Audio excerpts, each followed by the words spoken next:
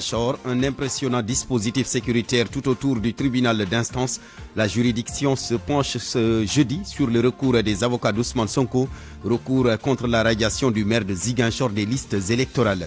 Sidiki Kaba, nouveau ministre de l'Intérieur, il n'inspire pas confiance à une partie de la classe politique.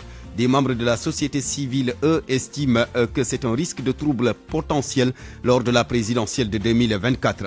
Le tout nouveau ministre auprès du ministre de la Justice chargé de la bonne gouvernance et des droits humains, El Hadji Momar Samb, se dit conscient des défis qui l'attendent, vous l'entendrez. Un nouveau gouvernement à moins de 5 mois de la présidentielle, les ministres ont du pain sur la planche. C'est le cas de Samba Ndiobenka, ministre de l'Agriculture, et de Daouda Dia au département de l'élevage. Les conflits récurrents entre éleveurs et agriculteurs font partie des priorités, surtout en cette période de récolte. Formation d'un nouveau gouvernement hier, à quoi faut-il s'attendre? Rien, mais absolument rien du tout. Le commentaire de Babacar Fall à suivre. Georges Déthié Diop sera avec nous pour les actualités internationales. Cheikh Tidiane Diagne pour le sport. À la une, le tirage au sort ce jeudi de la CAN 2023 à Abidjan. Point de vue, nouveau gouvernement à quelques 4 mois de la présidentielle du 25 février 2024. Amadou Ba, le Premier ministre, fixe les priorités, mission possible ou pas. Débat en fin de journal avec nos deux intervenants.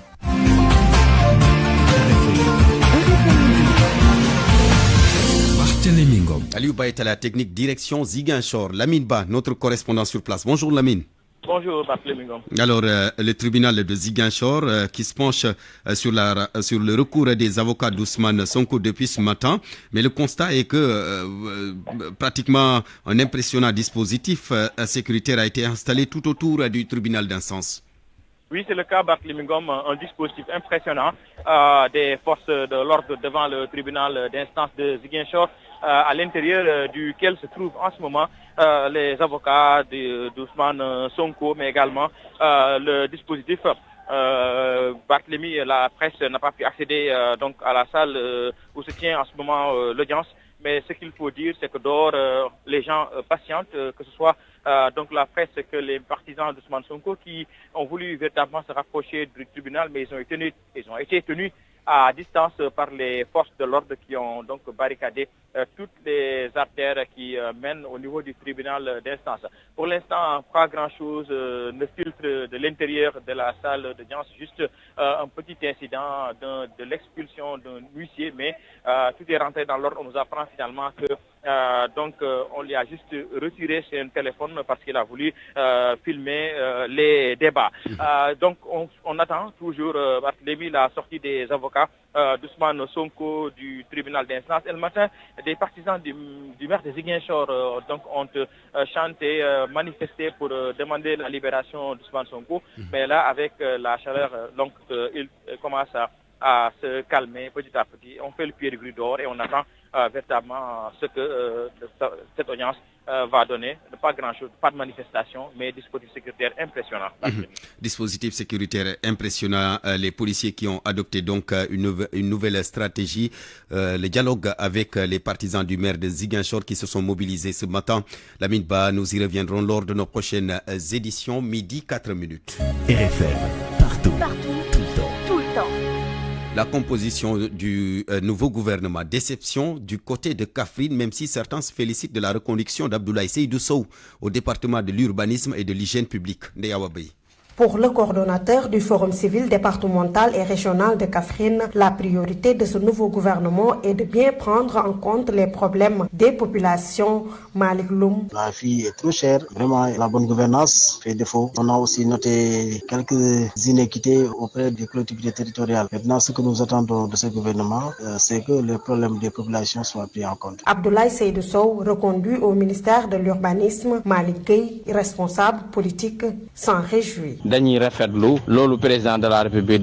Mais Moustapha Cham, lui, attendait le départ des ministres de l'Éducation nationale, de l'enseignement supérieur et celui de la jeunesse. À mon avis, tous ces trois ministères-là devaient avoir des changements. Parce que, quoi qu'on puisse dire, Cheikh Omar Anne, mais dès son arrivée, il n'était pas du tout capable, avec tous les enseignants qui ont œuvré dans le syndicalisme, les syndicalistes menacent de paralyser le système éducatif. C'est parce qu'il n'a pas tenu ses Moussa Baldé fait le malheur des étudiants. Depuis qu'il est là, 10 mois, une université sénégalaise qui est stable. Parce que tous les engagements qui ont été pris par le ministère de l'Enseignement supérieur n'ont pas été honorés. À noter que ce nouveau gouvernement conduit par le Premier ministre Amadou Ba est composé de 39 membres contre 38 pour le précédent. Kaffrine Day Awobe, Radio Futur Média. Kaffrine déçue, même si déception également des proches de Serigne Abdoulahat Gaïndé Fatma du côté de Touba.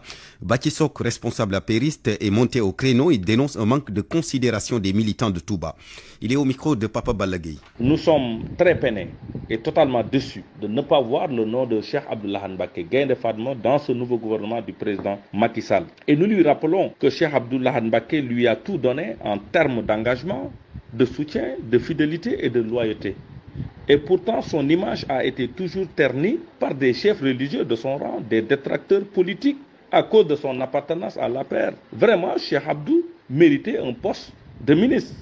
Et l'histoire retiendra que Touba est la seule grande commune au Sénégal qui n'a jamais eu de ministre durant les 12 ans. Comment peut-on gagner des élections sans aucune responsabilité de haut rang dans les affaires de l'État? C'est pour cela que nous demandons au candidat Amadou Ba de rectifier le tir sur les postes de direction.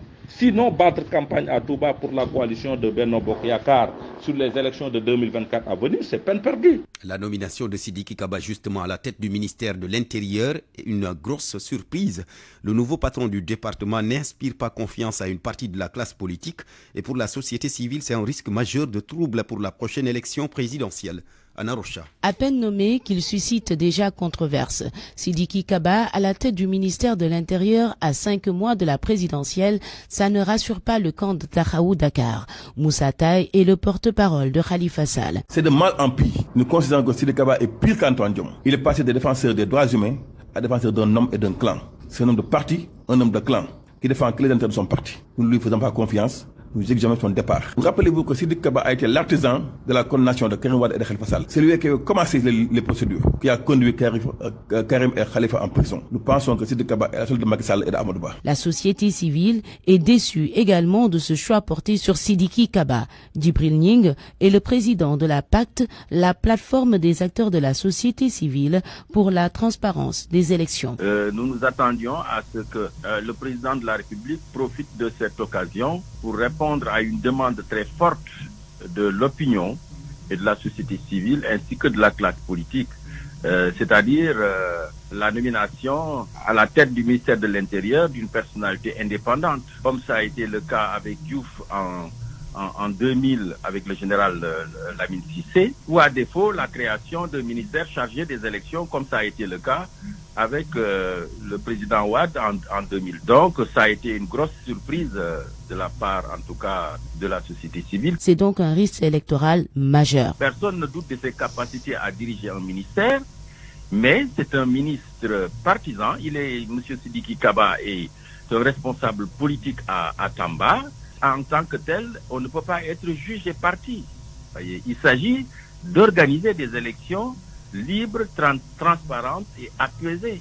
Après les concessions et le consensus sur la question du parrainage, acteurs et observateurs politiques s'attendaient à un meilleur choix pour organiser la prochaine élection présidentielle. Surtout que la question des libertés civiles et politiques est loin d'être réglée, avec notamment le cas Ousmane Sonko. Anna Rocha, Sambagno Benka, le tout nouveau ministre de l'Agriculture, il a du pain sur la planche.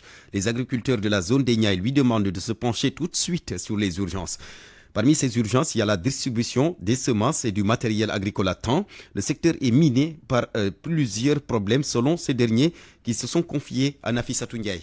La nomination de Sambagno Benka est bien appréciée par les agriculteurs de Potou. Toutefois, leur nouveau ministre de tutelle a du pain sur la planche, selon Ibrahim Aka, président de la société coopérative agricole des jeunes producteurs de la zone des Niayes, Sokopal JPN. On lui suggère qu'il travaille surtout sur la subvention de l'engrais et qu'il augmente les quotas de l'engrais. On lui suggère encore qu'il travaille avec le ministère du Commerce parce que quand on dit production, on dit commercialisation. Donc, pour ne pas perturber le marché, il faut qu'il s'organise pour régulariser le marché et pense à la fixation des prix du marché. Parce que la production a beaucoup augmenté cette année, parce qu'on a beaucoup augmenté les semences. Galodia est aussi membre de la Sokopal JPN. Lui invite Sambagno Benka à revoir les subventions des semences et du matériel agricole. Nous demandons vraiment à le ministre qu'il nous assure qu'il y ait un suivi, qu'il y ait l'impact des subventions au niveau des engrais et au niveau des semences. Les subventions au niveau des kits solaires, parce qu'il y a des kits solaires qui sont distribués donc, dans la zone des Niayes, mais c'est presque une partie de la population qui parvient donc, à en bénéficier. Mais aussi faire une clarification au niveau donc, des zones de limite entre l'exploitation minière et les zones où on doit faire l'agriculture. Les producteurs de la zone des Niayes espèrent une bonne gestion de leur secteur durant les 6 mois à venir et invitent leur nouveau ministre de tutelle à plus de rigueur. Nafissatou Ndiaye, Louga, Radio Futur Média. Les agriculteurs de la zone des Niayes qui demandent donc à Samba Ndiobenka de se mettre tout de suite au travail. Au même moment, ceux du Ndoukoumane estiment qu'il aura du mal à réussir une bonne campagne agricole en si peu de temps. Moins de 5 mois nous séparent de la présidentielle. Position du collectif Arsounou Momel. Son président, Bassirouba, interrogé par Ndeye Awabey. Nous sommes restés 1 mois sans avoir un ministre de l'Agriculture. Maintenant que nous en avons, on s'en réjouit. Mais notre problème principal, c'est la gestion de l'agriculture. Nous nous rendons compte de jour en jour que le président ne nous respecte pas. En plus, le nouveau ministre de l'Agriculture ne pourra rien changer pour cette campagne agricole qui va bientôt démarrer. On attendait plutôt d'avoir un technicien capable de régler les problèmes des paysans. Et concernant le kilogramme d'arachide, on devait avoir depuis longtemps les nouveaux prix. Nous, notre souhait, c'est de vendre à 700 francs le kilogramme. Le pire est que Mamadou Diagne Fada, ex-DG de la Sonacos, nous a tous sacrifiés pour être aujourd'hui ministre. Bassirouba, le président du collectif Arsounou Momel. Les éleveurs, eux, se réjouissent de la nomination des ministres de l'élevage plein après des mois de cumul assurés par le premier ministre Amadouba. Ils demandent à Daouda Dia de privilégier la concertation avec la base. Selon le président du Conseil national de la Maison des éleveurs, leurs priorités sont entre autres les conflits entre éleveurs et agriculteurs, mais aussi la santé animale. Ismaël Sow au téléphone avec Elad Djindio Goudien. Ça m'a fait grand plaisir que retrouver aujourd'hui un ministre de l'élevage plein en exercice, mais aussi c'est quelqu'un que nous connaissons quand même parce que c'est un éleveur de métier, donc il est dans les zones de Fouta, donc j'espère quand même qu'il connaît très bien le secteur. Mais c'est que nous attendons quand même que ce qui est plus important pour nous, vraiment il doit être un ministre qui écoute très bien les éleveurs. Parce que chaque fois que l'État voulait faire quelque chose pour aider les éleveurs, nous souhaitons quand même que ça arrive au niveau des éleveurs de profondeur, quand même que des éleveurs aussi qui sont des éleveurs authentiques et vraiment qui méritent cette aide. Quelles doivent être les priorités du nouveau ministre pour vous? Mais moi, je pense qu'il est important quand même qu'il aille auprès des éleveurs. C'est que nous attendons plus soit de l'État quand même que premièrement régler le problème foncier pour le problème qui existe entre les éleveurs et les agriculteurs. Deuxièmement, c'est la santé animale parce qu'il y a beaucoup de va-et-vient entre les pays de l'UEMOA. Donc, il y a la direction qui c'est ça avec les partenaires comme FAO. Bon, donc c'est des partenaires vraiment qui sont prêtés très attention sur la santé animale. Voir aussi certaines forages des pastoraux qui tombent en panne dans les zones sylvo-pastorales. Moi, je pense que ça aussi c'est important. Le reste, c'est le commerce de bétail. Donc là, moi, je pense que c'est important. C'était donc Ismaël Sow, le président du Conseil national de la Maison des éleveurs. Le tout nouveau ministre auprès du ministre de la Justice chargé de la bonne gouvernance et des droits humains. Il se dit conscient de la responsabilité et des défis qui l'attendent. Eladj Momar Samb, leader du parti politique RTAS, compte œuvrer pour le rayonnement du Sénégal en matière de bonne gouvernance et des droits de l'homme. Nous l'écoutons. C'est de pouvoir atteindre des objectifs fixés par le président de la République, parce que s'il m'a nommé à une telle fonction, c'est parce qu'il a une confiance, il place une certaine confiance dans ma personne. Je pense devoir même, de ce point de vue, lui exprimer toute ma gratitude de m'avoir choisi, entre autres citoyens sénégalais qui ont peut-être plus les mêmes capacités que moi et qui pourraient certainement, dans cette fonction, répondre aux attentes. Je crois que les défis sont là parce qu'il faudrait que la gouvernance du pays dans tous les domaines puisse connaître au mieux une meilleure situation et que l'on puisse, de ce point de vue, répondre aux préoccupations des populations, aux préoccupations des hommes, des femmes et des jeunes de ce pays. Je pense que c'est ça fondamentalement et nous allons essayer de nous y impliquer, de prendre toute notre charge de ce travail-là en toute responsabilité pour conduire cette fonction au niveau même où elle est attendue en termes de résultats. Pas dire plus, sinon que renouveler simplement notre engagement dans tout ce qui peut permettre à notre pays de progresser dans la gouvernance comme dans d'autres domaines comme celui des droits humains et de répondre à l'attente des populations. Voilà ce que je puis dire à ce stade-ci. Eladji Momar Samb, tout nouveau ministre auprès du ministre de la Justice chargé de la bonne gouvernance et des droits humains. Un nouveau gouvernement donc au Sénégal dans un contexte particulier, cherté de la vie, hausse des factures d'eau et d'électricité et j'en passe. À quoi faut-il s'attendre? Rien, rien du tout. Commentaire signé Babacar Fall. Ne cherchez pas loin. Il ne changera pas nos vies. Ce nouveau gouvernement légèrement réaménagé va continuer à alourdir les peines des Sénégalais. L'actualité brûlante des factures d'électricité en est l'un des exemples les plus manifestes. Ces factures méga salées de Sénélec. On ne nous dit pas la vérité. Aucune pitié pour les Sénégalais. Et l'argument des crises internationales devient fallacieux, ridicule. D'ailleurs, ces crises n'ont jamais poussé l'État sénégalais à réduire son train de vie. Au contraire, ce sont toujours les pauvres citoyens qui doivent tout endosser. Le courant est cher, les carburants sont coûteux, les prix des loyers restent élevés. Beaucoup de parents d'élèves n'ont toujours pas d'argent pour payer les frais d'inscription de leurs enfants à l'école.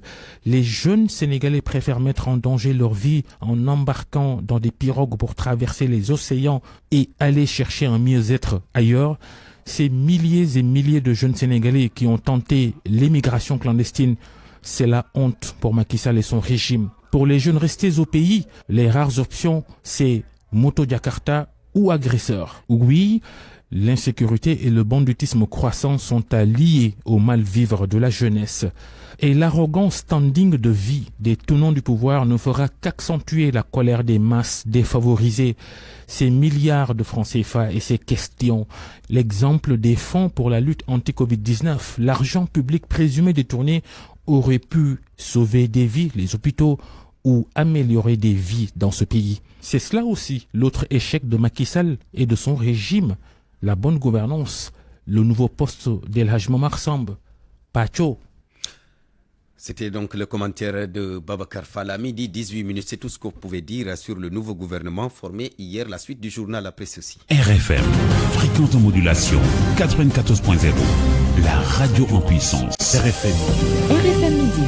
Direction Baké pour parler des travailleurs du FERA, le fonds d'entretien routier autonome qui sont dans tous leurs états et réclament 9 mois d'arriérés de salaire. Ces travailleurs qui disent rencontrer d'énormes difficultés dénoncent surtout le mutisme des autorités locales face à leurs problèmes.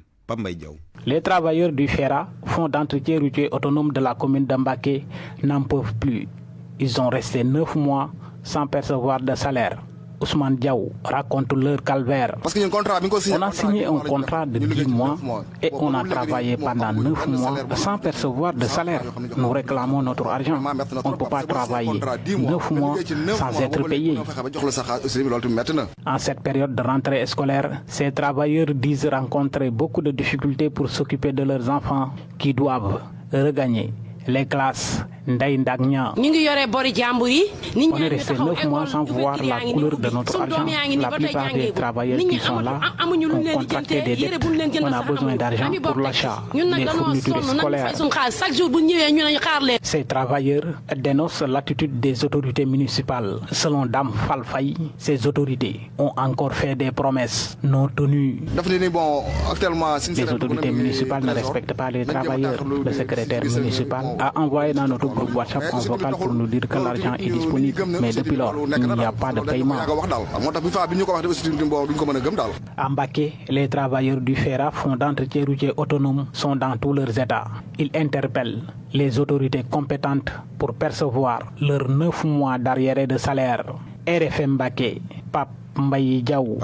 Les populations de Kayar qui ruent à nouveau dans les brancards. Elles dénoncent le bradage des terres de Keur Abdou Ndoye, pas que, puisqu'elles indexent également la gestion du maire de la commune. Compte rendu de leur sit-in Cheikh Anta Diop. Les habitants du village de Keur Abdou Ndoye se sont fortement mobilisés pour dénoncer la gestion nébuleuse du foncier dans ce populeux village de la commune de Kayar, orchestré, disent-ils, par le maire de Kayar, Ousseynou Touré, leur porte-parole. Nous avons un maire, sa seule préoccupation est le foncier. Dans chaque 100 parcelles lotissées à Keur Abdou Ndoye, les 25 appartiennent à la mairie.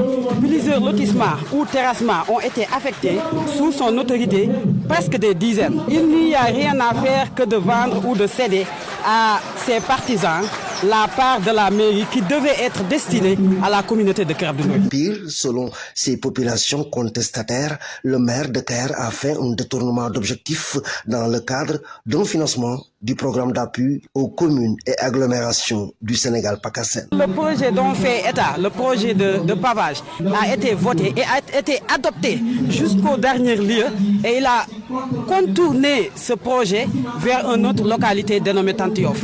Et pour quelle fin? C'est ça que nous dénonçons. Les Kayarois, très remontés contre leur maire, interpellent le chef de l'État Macky Sall sur la situation. Nous appelons le président de la République, le directeur de l'OFNAM, Bassirou Gueye, qu'il s'empare de la situation. Merci. Le maire de Kayar Alundoy, joint au téléphone, se réserve pour le moment de se prononcer sur la situation. RFM Thiès, Cheikh Anta Diop. RFM. L'actualité internationale.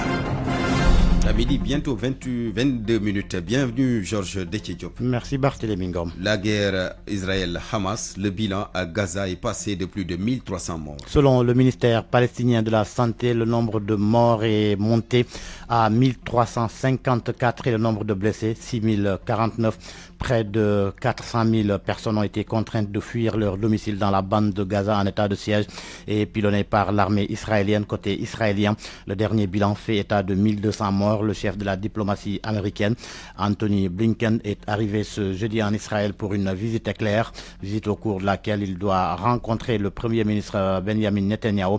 Après Israël, Blinken va se rendre en Jordanie pour rencontrer le roi Abdallah et le président de l'autorité palestinienne Mahmoud Abbas. Au Mali, une coalition dénonce le recrutement d'enfants par les groupes armés. Il s'agit de la coalition malienne pour les droits de l'enfant.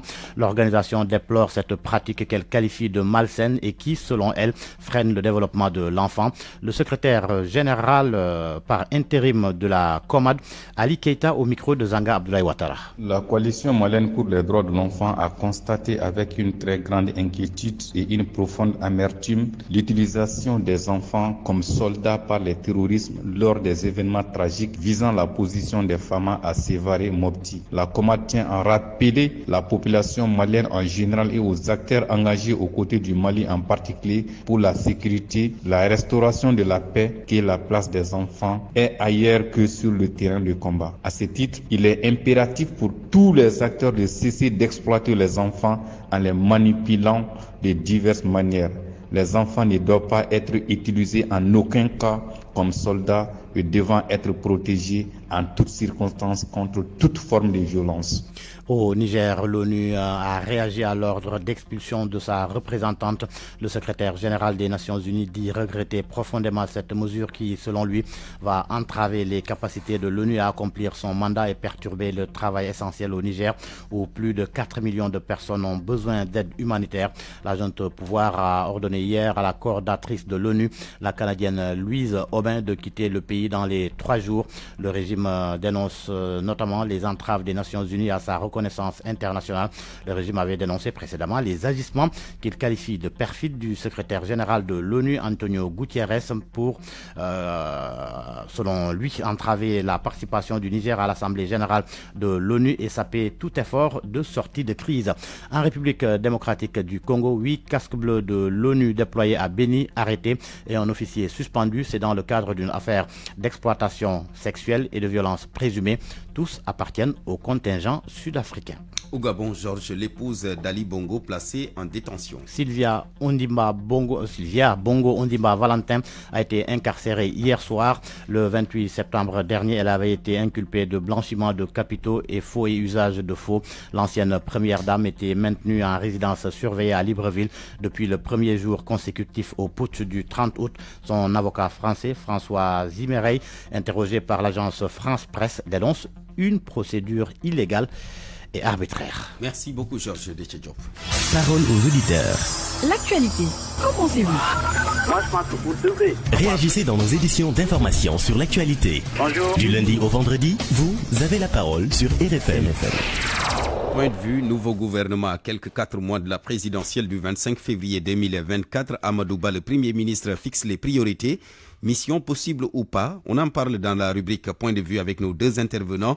Pape Amadou Fall, analyste politique, directeur de publication du magazine La Gazette, et Hassan Samb, analyste politique également, directeur de publication du journal Réumi Quotidien. RFM Sport. Bonjour, cher Tidiane Diagne. Bonjour à vous, Barthélémy. L'actualité, c'est le tirage au sort des phases de groupe de la CAN de football Côte d'Ivoire 2023. Oui, à 3 mois de l'événement, le tirage au sort de la phase de poule est prévu ce jeudi à partir de 19h. C'est au parc des expositions d'Abidjan. 24 équipes sont engagées pour cette 34e édition de la Coupe d'Afrique des Nations avec l'espoir plutôt de succéder au Sénégal, sacré pour la première fois de son histoire en 2021. Gobi Ayabi. Ce 12 octobre 2023, la Côte d'Ivoire accueille la cérémonie du tirage au sort de la Coupe d'Afrique des Nations 2023. Elle aura lieu au parc des expositions d'Abidjan-Port-Boué et sera retransmise en direct sur CAF TV, sur YouTube à 19h GMT, ainsi que sur les chaînes de télévision partenaires mondiales de la CAF. À cette fin, les 24 sélections engagées dans cette CAN connaîtront leurs premiers adversaires. Cet événement de grande envergure sera présenté par la star américaine d'origine sénégalaise Akon, activiste et grand amoureux de football, initiateur et promoteur du projet Akon Lighting Africa qui vise à utiliser l'électricité solaire afin d'aider les pays africains à répondre à leurs besoins en matière d'électricité. Il sera l'une des plus grandes attractions de cette cérémonie aux côtés de Touré. La présence de personnalités du monde du football, de l'art et de la culture est annoncée. Cela ajoute encore plus de prestance à cet événement qui s'annonce à brillant glamour et très attendu, peut-on lire dans le communiqué de l'instance africaine. Pour rappel, le Sénégal avait remporté la Coupe d'Afrique des Nations en 2022, donc tenant du titre, et cette 34e édition du plus grand événement sportif africain se déroulera du 13 janvier au 11 février 2024 en Côte d'Ivoire.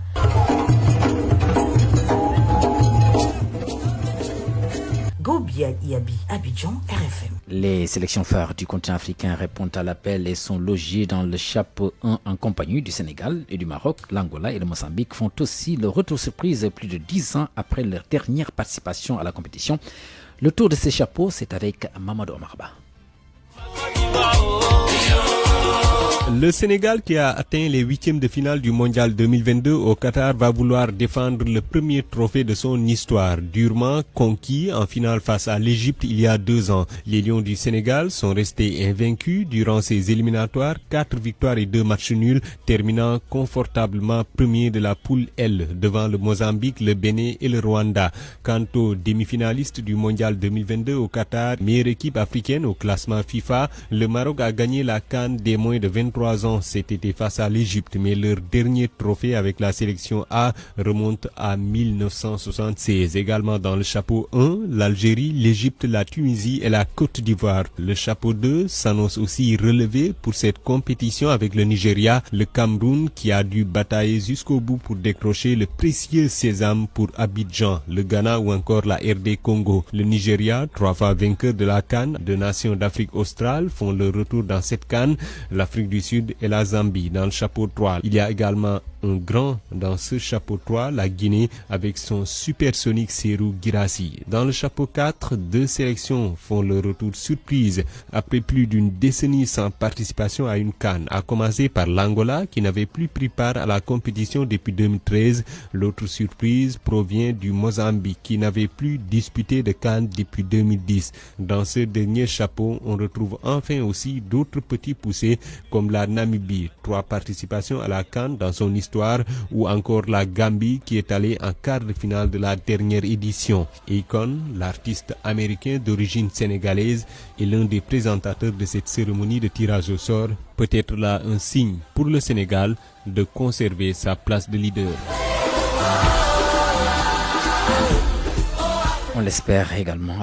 Préciser que Sadio Mané est actuellement donc à Abidjan pour prendre part à ce tirage au sort de phase de groupe de la prochaine Coupe d'Afrique des Nations prévue à compter de janvier prochain en Côte d'Ivoire. Et en attendant Sadio Mané présent en Côte d'Ivoire, Sadio et l'équipe nationale qui prépare justement le match amical de lundi prochain, ce sera contre le Cameroun à Lens Cheikh Tidiane Diagne. Lat Diop, nouveau ministre des Sports. Oui, et il a été désigné depuis hier. Voici les témoignages de quelques-uns de ses proches, notamment ceux-là qui partagent avec lui donc Guédiawaye Football Club, son club de cœur. Écoutons plutôt les témoignages de Mbaye Ndiaye, qui est justement le vice-président de GFC. La première des choses qu'il faut donc saluer, c'est son courage. Et c'est quelqu'un qui connaît ses objectifs et rien ne le retient pour atteindre ces objectifs-là.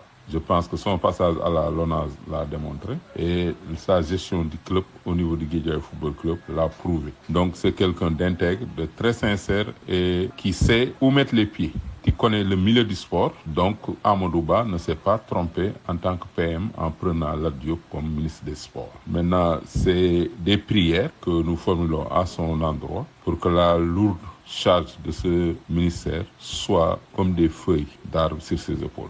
Donc soit léger. Le cumul de ces deux fonctions, Lat est un sportif et il le restera. Il est aimé et adulé à Guédiawaye, il dirige la locomotive, donc comme cela se doit. Je pense que lui demander de démissionner à la tête de GFC serait trop lui demander. Maintenant, comme il a anticipé, il a délégué beaucoup de ses pouvoirs. Donc il y a de cela 20 jours, on s'est rencontrés donc, dans son bureau à la LONASE. Il a délégué beaucoup de ses pouvoirs, donc il va prendre un peu de recul. Mais laisser le club, non, c'est quelqu'un qui est ferré, c'est quelqu'un qui est moulé avec Guédiawaye. Donc lui demander ça, c'est vraiment lui ôter une partie de lui-même. À vous, Barthélémy, pour la suite du journal. Merci beaucoup, cher Tidiane Diagne. La presse de ce matin, largement revenue sur le remaniement, le nouveau gouvernement formé donc hier, Georges Déthié Diop. La composition du nouveau gouvernement enfin connue, une équipe de 39 ministres. Le quotidien national Le Soleil fait état de 6 entrants, 3 sortants, 2 retours et d'un ministre délégué de plus. Ce que confirme Sud Quotidien. Le journal relève que la nouvelle équipe, essentiellement dominée par des politiques, est marquée par 4 départs et 6 nouveaux arrivants et de véritables jeux de chaises musicales touchant presque la totalité des ministères de souveraineté. Oui, jeux de chaises musicales et baptême du feu affirme Direct News. C'est le cas aussi de l'Observateur et de Source A. Source A qui indique que 3 ministres qui ont été nommés en 2021 lors du dernier remaniement ont perdu leur portefeuille. Il s'agit de Mamadou Talla, de Limata Sarr, de Sophie Gladima. Par contre, 21 ministres conservent leur fauteuil. Direct News, lui, insiste sur les changements majeurs relevés au niveau des ministères régaliens. Antoine Félix Diome quitte le ministère de l'Intérieur pour le ministère du Pétrole, du Gaz et des Énergies et Sidiki Kaba le remplace. Ismaïla Madior Fall est projeté au ministère des Affaires étrangères et laisse son poste à Aïssata Tall Sall. Le journal évoque aussi l'entrée remarquable de Maître Oumar Youm, promu ministre des Forces armées. Remaniement diversement apprécié. L'AS parle de changements mineurs. Pour l'info, Macky Sall fait du neuf avec du vieux. Réumi Quotidien affirme que le miracle ne s'est pas produit alors que Sud Quotidien soutient que Macky opte pour la continuité. Le Témoin parle d'un gouvernement de mission électorale et de combat contre Yewwi Askan Wi, ce que semble dire aussi Vox Populi, un gouvernement de combattants pour l'élection présidentielle, une équipe ministérielle politique taillée sur mesure pour son combat présidentiel selon Vox Populi. En tous les cas, Besbi Les Jours souligne que Le nouveau gouvernement de Amadouba a 4 mois pour convaincre. Commentaire de sucré-salé dans le quotidien. Le quotidien, beaucoup avaient estimé que, à moins de 6 mois de la prochaine présidentielle, le pouvoir de Macky Sall ne devrait plus intéresser grand monde. La publication de la nouvelle équipe montre que les oracles ont eu tort. Selon le billetiste, il y a eu une telle cohue à la porte du gouvernement qu'il a fallu des jours pour recaler certains. À se demander si certains ne voudraient pas juste pouvoir mettre sur leur CV qu'ils ont été des excellences. Voilà au moins des gens qui sont convaincus qu'il n'y a pas de canard boiteux au palais. La radiation de Ousmane Sonko des listes électorales. L'affaire évoquée ce jeudi par le tribunal d'instance de Ziguinchor. Les Échos rapportent que les avocats du leader du parti PASTEF dissous sont confiants. Ils confient au journal qu'ils ont des arguments en béton imparables. Pour autant, Maître Ciré Clédorli indique que ce procès est important, mais il sera loin de trancher définitivement la question. Barça. Voilà, Barça à la une de Libération. Nouveau drame au large de Dakhla au Maroc. Le journal fait savoir qu'une pirogue est partie de Cambérène 2 le 25 septembre avec 78 personnes secourues avec 34 survivants. 2 d'entre eux sont décédés par la suite à l'hôpital. Un des rescapés, Salioundir, confie à Libération qu'il n'avait plus rien à manger. Certains passagers ont perdu la tête et se jetaient dans la mer de leur propre gré. Il ajoute qu'un des passagers qui était à côté de lui a dit qu'il allait acheter des cigarettes à la boutique avant de se jeter dans la mer. Quant à Sékou Diakité, il fait savoir que sa famille a perdu 10 de ses membres. Ils habitaient tous à Makakoulibantan. Selon Libération, un autre drame impliquant une pirogue partie de Kayar a fait aussi plusieurs morts. Les sports. Pour terminer, les journaux spécialisés s'intéressent au tirage au sort de la CAN 2023. Tirage au sort qui va se tenir à Abidjan. Record et Stade se posent quasiment la même question. Quels adversaires pour le Sénégal, pour les Lions? Réponse ce soir à 19h30. À vos kiosques et bonne lecture. Parole aux auditeurs. L'actualité, qu'en pensez-vous? Nous en venons maintenant à point de vue. Dernier point de cette édition. Nouveau gouvernement à quelques 4 mois de la présidentielle du 25 février 2024. Amadouba, le Premier ministre qui fixe les priorités, mission possible ou pas. On en parle avec nos 2 intervenants. Pape Amadou Fall. Bonjour, monsieur Fall. Oui, bonjour. Analyste politique, directeur de publication du magazine La Gazette. Notre deuxième intervenant, Hassan Samb. Monsieur Samb, bonjour. Oui, bonjour. Également analyste politique, directeur de publication du journal Réumi Quotidien. D'abord, la parole à Pape Amadou Fall. Un léger réaménagement du gouvernement hier. Il y a eu de nouveaux ministres, il y a eu également des départs, jeux de chaises entre certains ministres. D'abord, quelle lecture faites-vous de ce gouvernement? Quelle analyse en faire? Écoutez, le format d'abord, parce que moi je m'attendais particulièrement, compte tenu de la situation économique du pays, à un gouvernement beaucoup plus restreint. Pas un ajout ou un rajout. Nous sommes à 39 minutes aujourd'hui. Et la situation économique du pays, pour moi, aurait dû nous amener à avoir une autre lecture. Ça, c'est par rapport à la forme. Maintenant, par rapport aux formations. Par rapport maintenant aux jeux de chaises que nous avons vus, je pense que la préoccupation du président de la République était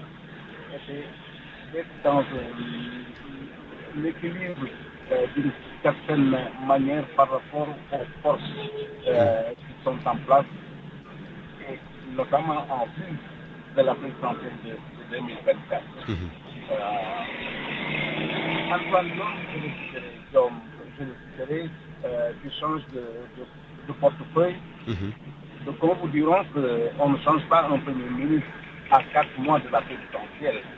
Et peut-être même impacter son image personnelle négativement.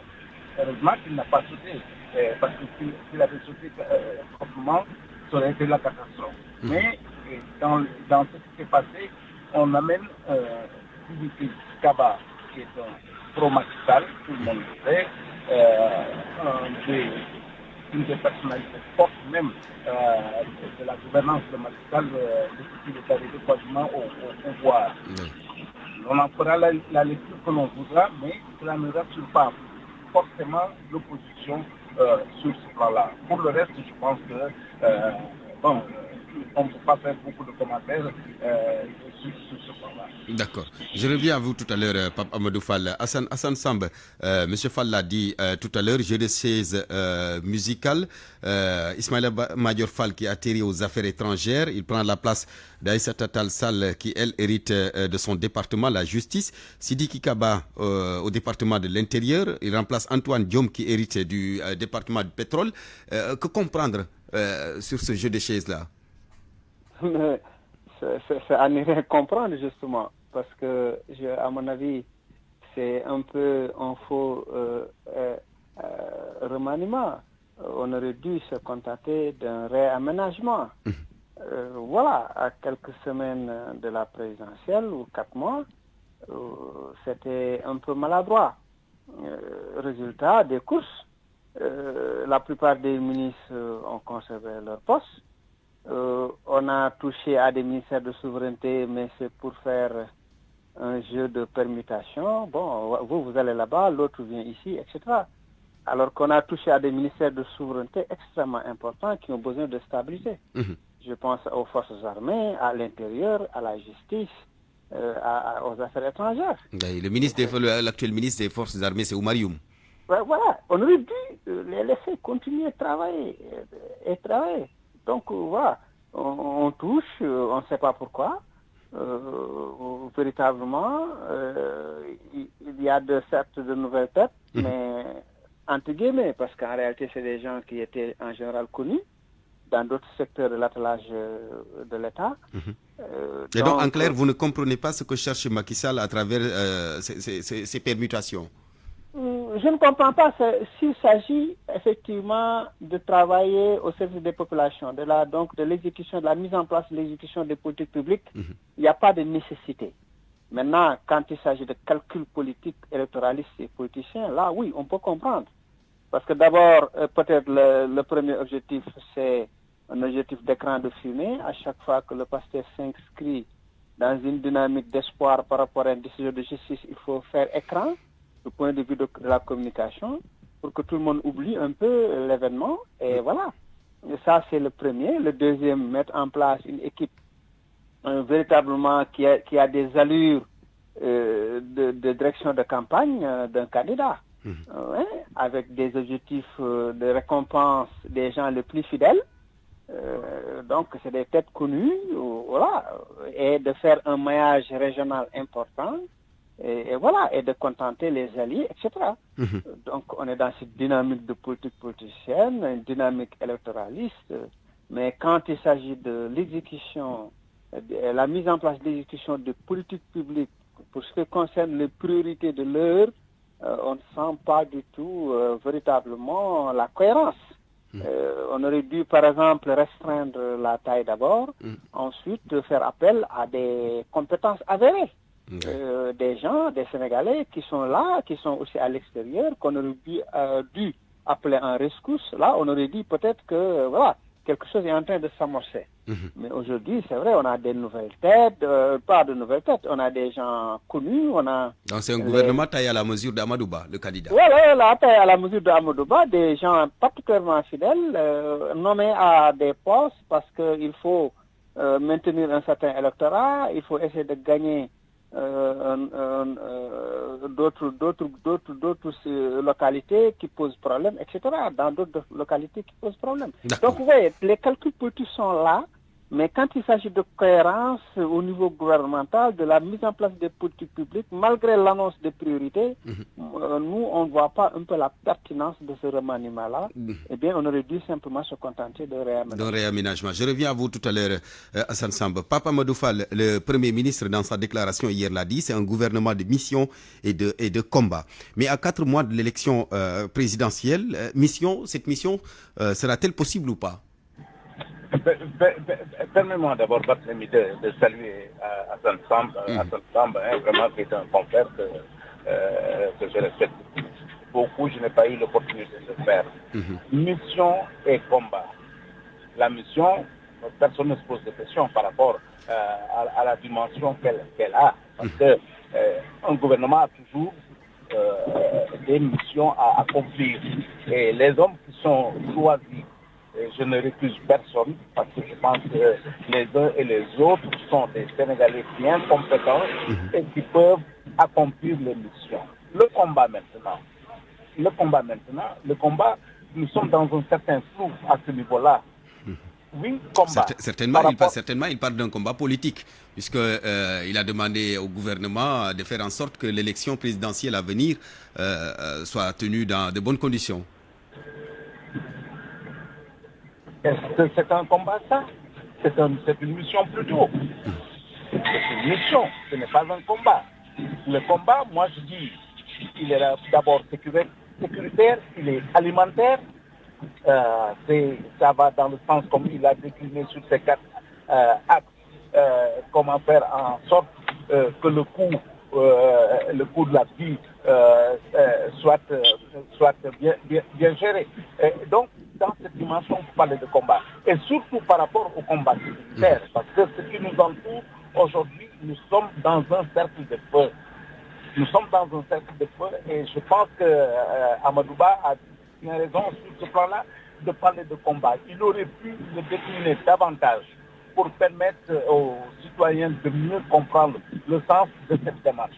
Mais le combat, vous voyez, cela peut nous amener dans une dimension assez confuse où l'on dira « Ah oui, le combat il est politique parce qu'il faut absolument gagner la prochaine élection. » Ça, absolument, dans le camp de la majorité, oui, il faut gagner. C'est un combat à mettre en place. Mais ce combat, ce n'est pas cela particulièrement qui intéresse les Sénégalais. Le combat, ce qui intéresse les Sénégalais, c'est d'être dans la sécurité, c'est d'être dans un certain confort, et surtout que par rapport à l'alimentaire, par rapport au loyer, etc., etc. Donc, je pense qu'il y a des choses qui doivent être mieux développées et l'on pourrait comprendre prochainement dans ces communications ou dans les communications des ministres quel est le sens que l'on donne au combat. Pour moi, aujourd'hui, le combat, il est flou. Le combat, il est tout. Merci beaucoup, Pape Amadou Fall. Merci, on vous retrouve tout à l'heure dans le 13h. Hassan Samb, mission possible ou pas à 4 mois de la présidentielle? Merci, je salue mon doyen et ami Pape Amadou. J'ai le même respect qu'il me voue. Voilà, un confrère, donc quelqu'un qui est particulièrement sérieux, honnête et travailleur, mais surtout compétent. Voilà. Donc, effectivement, le combat, quand Macky parle de combat ou quelqu'un de proche de Macky parle de combat, nous, on comprend fagne. Je ne sais pas si Barthes, vous êtes sérieux, moi, c'est ma maman qui est sérieuse. Fagne. Voilà, moi, je comprends pas très bien. Mais c'est sûr que derrière, il y a toujours des soubassements politiques. Voilà. Ils mettent en avant souvent l'aspect sécuritaire. On a compris, hein. Donc, vous savez, depuis quelque temps, ils parlent de forces occultes ou de commandos ou tout ça. Je ne dis pas que ça n'existe pas. Je ne suis pas nihiliste, hein. Je sais que l'État a des informations que je n'ai pas. Ils ont aussi des responsabilités que je n'ai pas. Donc, je respecte leurs idées, je respecte leur démarche, je respecte leur dynamique. Mais je dis, quelque part, aussi, ils sont très politiques, pour ne pas dire très politiciens, très calculateurs, et ils sont toujours dans la manœuvre et la stratégie. Et donc, dans ce sens, quelque part aussi, le combat, c'est aussi tout faire pour gagner. Donc, gagner les élections, je veux dire. Parce qu'en Wolof, on le dit et donc, ils veulent rester d'abord, ensuite, maintenant, voir ce qu'ils peuvent faire davantage pour les populations. Ils en ont fait, c'est vrai, il y a un bilan, mais il y a aussi des côtés très négatifs qu'il faut peut-être revoir. Et ça, certainement, ils doivent en être conscients, notamment sur le plan des libertés, sur le plan des libertés individuelles et collectives, sur le plan également de la cherté de la vie, de l'autosuffisance alimentaire et de la question santé et éducation. Il y a des efforts importants à faire. Et donc, à ce niveau-là, je pense que combat, oui, je pense que le doyen Amadou l'a dit, c'est un tout, il a raison. C'est les politiques publiques, mais aussi c'est les batailles électorales, mais aussi c'est le fait de faire face à des adversaires ou à des ennemis du Sénégal, comme il le dit souvent. Je pense que c'est ça qu'il faut comprendre dans cela. Mais maintenant, c'est pas forcément le gouvernement, mais ça c'est Macky, c'est Amadouba, on s'inscrira dans la continuité. Il n'y aura pas de nouveauté, si vous voulez. Il y aura pas de, vous parlez de 4 mois, 4 mois, on ne peut rien faire. C'est juste une équipe de bilan, voilà, qui va faire le bilan, qui va s'inscrire dans la continuité de l'action. D'accord. Merci beaucoup Hassan Samb, analyste politique, directeur de publication du journal Réumi Quotidien. Merci également à Pape Amadou Fall, analyste politique également, directeur de publication du magazine La Gazette. On vous retrouve tous les deux dans le 13h, un journal qui vous sera présenté par Eladji Ndiogou-Diène. Mesdames, Messieurs, merci à vous. C'était le midi, présenté par Barthélémy Ngo, mise en onde à l'UNBA, digital Maïssa Mbaye, chef d'édition Mama Stoukan, réalisation Eladji Ndiogou-Diène qui sera là dans moins de 11 minutes à 13h exactement pour le Wolof. Bonne suite de programmes sur la radio de toute l'actualité, la RFM. Merci et bon appétit.